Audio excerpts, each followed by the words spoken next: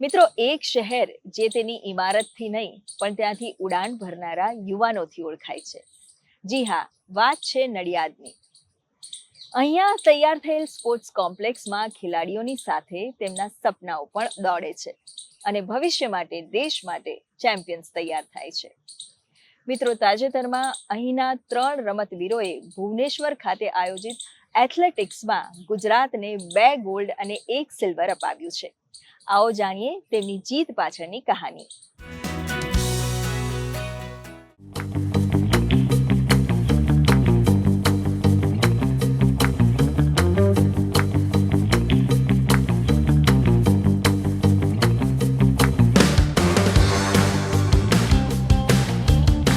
કહેવાય છે ને, મહેનત જ્યારે મર્યાદા પાર કરે ત્યારે જીત ઇતિહાસ બની જાય છે. નડિયાદના અત્યાધુનિક સ્પોર્ટ્સ કોમ્પ્લેક્સમાં કંઈક એવો જ ઇતિહાસ રચાયો છે.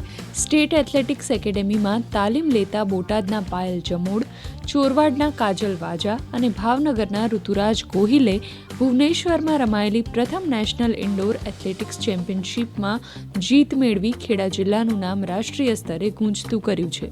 હમણાં first indoor national athletics championship થઈ એ ભુવનેશ્વર ખાતે થઈ હતી. ત્યાં અમે ગુજરાતના ટોટલ 4 મેડલ આવ્યા હતા. એમાંથી નડિયાદ એકેડેમીના ટોટલ 3 મેડલ આવ્યા છે.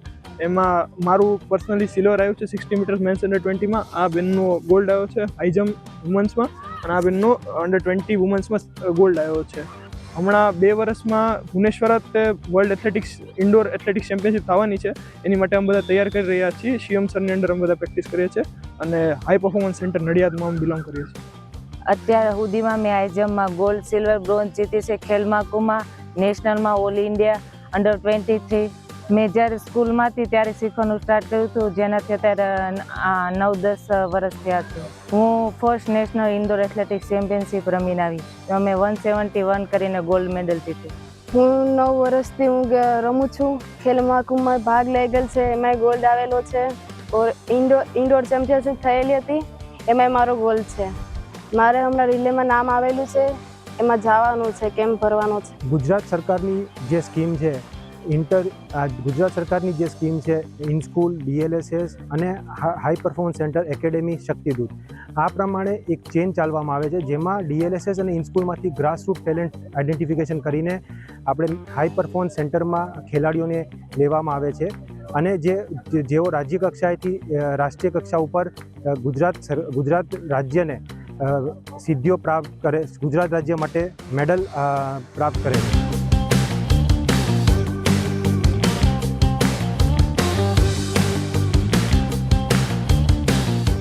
2028ની world senior indoor athletics championship ભારતને મળતા દેશમાં પ્રથમ વખત આ નેશનલ ઇન્ડોર ચેમ્પિયનશિપ યોજાઈ હતી અને તેમાં ગુજરાતના ખેલાડીઓએ શરૂઆતથી જ પોતાની પ્રતિભા બતાવી દીધી છે. मैं लगभग 2 साल से नए सेंटर में ट्रेनिंग कर रहा हूँ. यहाँ पे बहुत अच्छी सुविधाएं है. अभी फिलहाल मैंने कुछ दिन पहले 24 जूनियर फेडरेशन कप हुई थी, उसमें मैंने पार्टिसिपेट किया था. उसमें मेरा सिल्वर मेडल आया है 6940 पॉइंट से. मैं सिलेक्शन हुआ है चाइना, हांगकांग, एशिया के लिए. और यहाँ पे अच्छी खासी सुविधा मिलती है सबको, मतलब अच्छा सपोर्ट मिलता है, बैकग्राउंड सपोर्ट भी अच्छा है सबको. કર્ણાટકમાં અંડર 20 ફેડરેશન નેશનલ થયેલ હતી, એમાં મેં હાઈ જમ્પ કરી બ્રોન્ઝ મેડલ પ્રાપ્ત કર્યો છે. 163 હાઈ જમ્પ કરેલો છે અને અહીંયા મને ખૂબ જ સારી સુવિધા મળે છે, એનો આભાર વ્યક્ત કરું છું. અને હું નેક્સ્ટ નેશનલ, જુનિયર નેશનલ ઓક્ટોબરમાં એની તૈયારી કરું છું અને મને અહીંયા નડિયાદમાં બહુ સારી સુવિધા મળે છે. મેડલ માત્ર ધાતુનો ટુકડો નથી હોતો, એ પાછળ વર્ષોની મહેનત, અનુશાસન અને દેશ માટે કંઈક કરવાની આગ છુપાયેલી હોય છે. નડિયાદના આ યુવા ખેલાડીઓએ સાબિત કરી દીધું છે કે જો મેદાન સારું મળે તો ગુજરાતના યુવાનો વિશ્વ કક્ષાએ દેશનો તિરંગો લહેરાવી શકે છે. ગુડ ન્યૂઝ ગુજરાત માટે નડિયાદથી કલ્પેશ તલાટીનો રિપોર્ટ.